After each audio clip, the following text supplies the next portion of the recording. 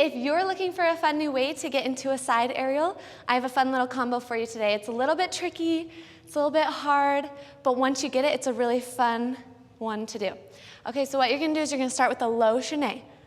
Low chaîné. As soon as I get here, I'm gonna prep as if I'm going into an Axel. I bring my right leg up, I wrap it around. Instead of tucking it into my knee, I'm gonna wrap it behind into a back attitude. My left leg is gonna do a little pop up off the ground. I push off my toes as I wrap this around. As I'm unwinding, I land back down on the same leg. So I lift up off my left leg, land on my left leg. This one rotates around to here. Now as I go into my aerial, it's hard to find your control, but you really want to keep your body centered, shoulders on top of your hips.